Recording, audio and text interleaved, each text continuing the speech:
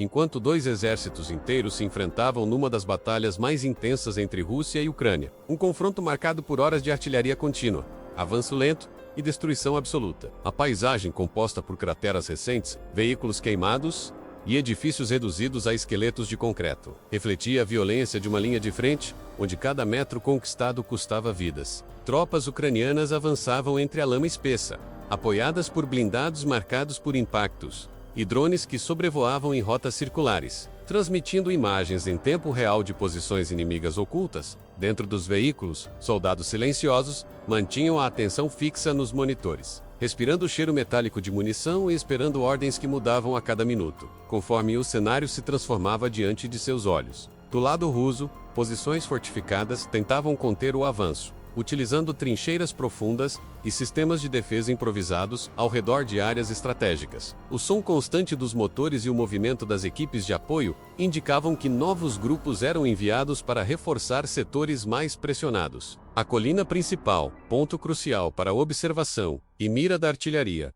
tornou-se o foco de ataques sucessivos. A cada tentativa de retomada, explosões iluminavam a encosta, misturando terra, fumaça e destroços. Num cenário que parecia se repetir sem pausa, equipamentos destruídos formavam uma trilha irregular, e soldados corriam abaixados entre crateras recém-abertas, sob o risco permanente de novos ataques de drones kamikaze, que mergulhavam com precisão milimétrica. A troca de artilharia atingiu picos de intensidade ao longo da tarde, transformando o campo de batalha em um verdadeiro corredor de fogo. As posições ucranianas sofreram impactos sucessivos, obrigando as tropas a se deslocarem constantemente entre prédios destruídos, usando paredes rachadas como abrigo temporário enquanto tentavam manter comunicação com unidades mais distantes. Cada movimento era calculado, pois a visibilidade reduzida pela fumaça e pela chuva que começava a cair dificultava qualquer tentativa de avanço coordenado. Ainda assim, equipes especializadas atravessavam corredores estreitos, em busca de pontos vulneráveis na defesa russa, tentando abrir brechas que permitissem a progressão dos blindados. A chuva,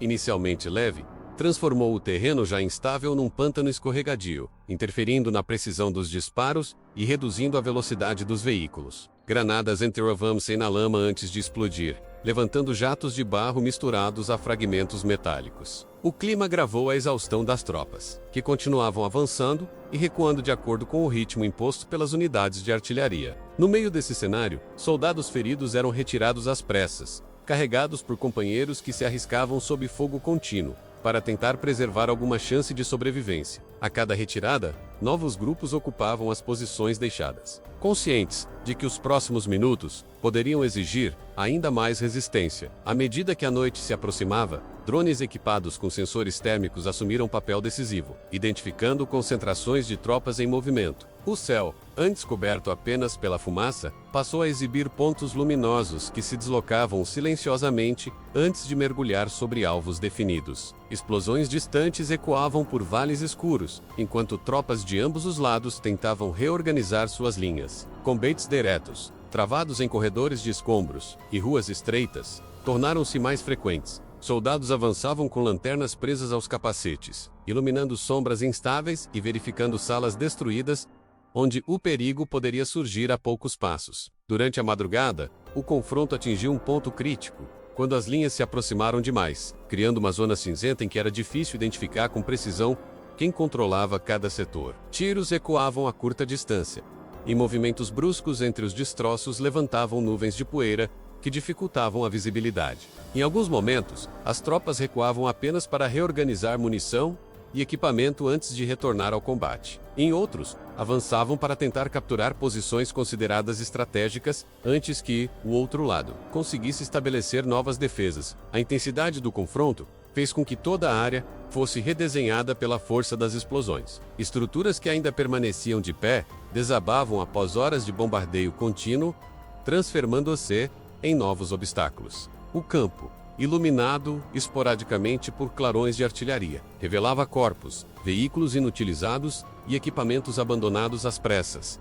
O desgaste das tropas era evidente. Rostos cobertos de lama e fuligem denunciavam horas de batalha sem descanso, enquanto líderes de pelotão tentavam reorganizar suas unidades e contabilizar baixas sem qualquer certeza de quantas ainda restavam combatendo na escuridão. As tentativas de avanço por parte dos ucranianos foram intensificadas pouco antes do amanhecer, aproveitando o esgotamento russo após horas de trocas intensas. Usando informações obtidas por drones e inteligência de campo, unidades móveis tentaram penetrar defesas mais frágeis, mas encontraram resistência imediata. Metralhadoras posicionadas em pontos elevados abriram fogo constante, obrigando blindados a recuar para posições de cobertura. A cada nova tentativa de progressão, a resposta russa se mostrava igualmente agressiva, fazendo com que os avanços se limitassem a poucos metros conquistados, às custas de pesadas perdas. Do lado russo, equipes especializadas tentavam montar novas linhas de contenção, instalando barreiras improvisadas e reforçando trincheiras que já haviam sido parcialmente destruídas. O rádio transmitia ordens rápidas, atualizações de munição e pedidos urgentes de suporte aéreo.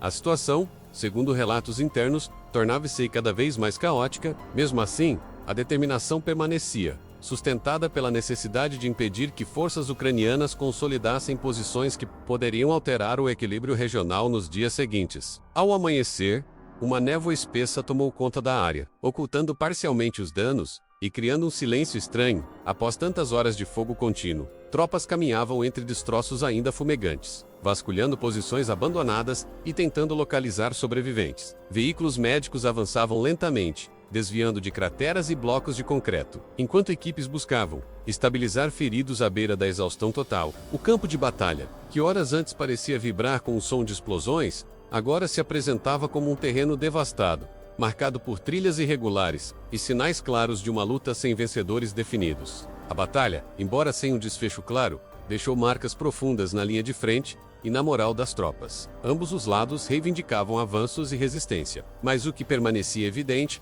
era o nível de destruição que ultrapassava qualquer ponto anterior do conflito. A intensidade do combate, o uso simultâneo de drones, artilharia pesada e confronto direto transformaram o local num dos episódios mais violentos enfrentados pelas duas nações desde o início da guerra. O silêncio que se seguiu ao último disparo não representava paz, apenas uma pausa curta antes da próxima fase, numa guerra em que cada metro continua a ser disputado com esforço extremo.